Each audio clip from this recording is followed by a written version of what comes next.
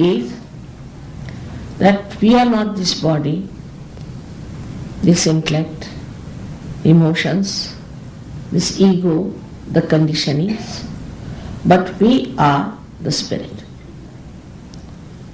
And the second truth is that there is a subtle, all-pervading divine power which is doing all the living work.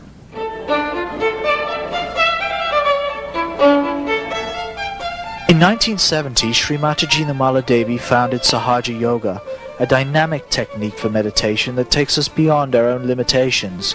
Through the awakening of the spiritual energy within us, we can experience the integration of all aspects of our life, physical, mental, emotional, and spiritual. Thousands of people from more than 40 countries have experienced this enlightenment. True peace in the world will only be achieved through the inner transformation of human beings. Sahaja Yoga, the unique discovery. I bow to all the seekers of truth. Truth is something which cannot be changed, it cannot be challenged, it cannot be imagined. One has to feel the truth on your central nervous system. What is the truth? The truth is that you are not this body, you are not this mind, you are not this intelligence, you are not these conditionings or your ego, but you are pure spirit. This is one truth. And the second one is that this whole universe is covered with a very subtle energy which is called as the all-pervading power of God's love, or in Sanskrit language it is called as Parama Chaitanya. So these are the two things which we have to seek, and this is what, once we know what it is, then the truth, you can feel it on your central nervous system. For this happening, there's an arrangement within us already made, within our being, is a power which is a residual power of Kundalini. It's called as Kundalini because it is coiled in 3.5 coils. It is resting in the triangular bone called as sacrum. That shows that the Greeks knew that it was a sacred bone.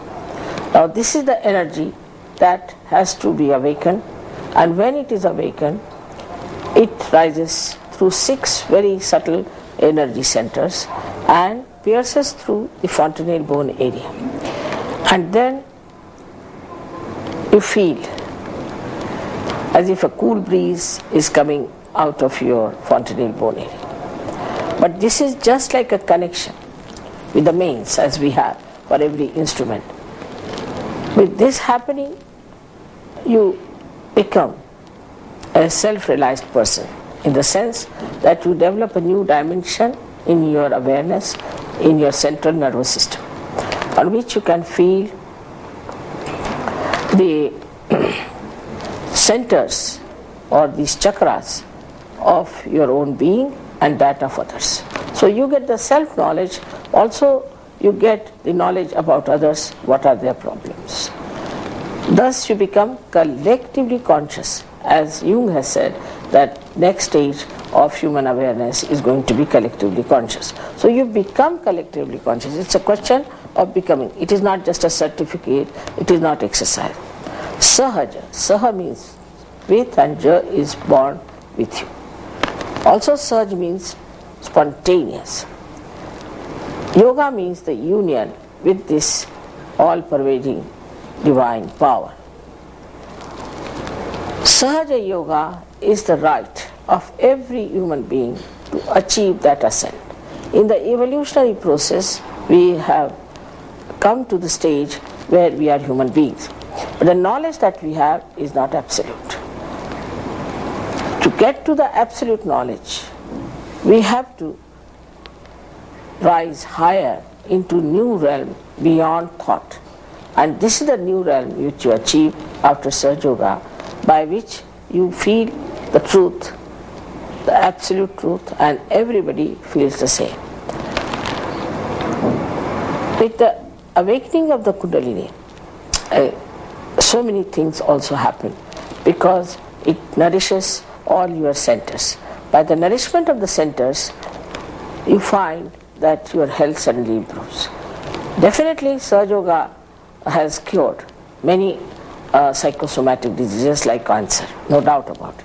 But it only happens if the Kundalini rises and pierces through your fontanelle bone area. Then only it happens, and it works out in a way that will definitely show you that something new has happened. But apart from that, you get your mental peace. Many mental cases have been cured.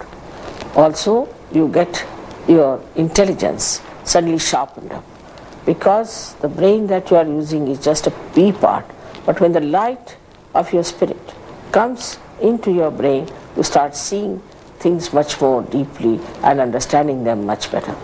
It's such a remarkable thing that it has to happen to all of us as the last jump or the breakthrough into the evolutionary process.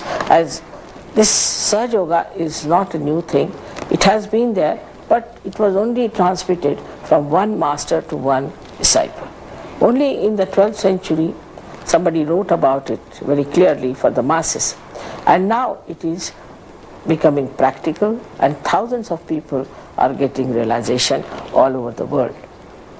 May God bless you.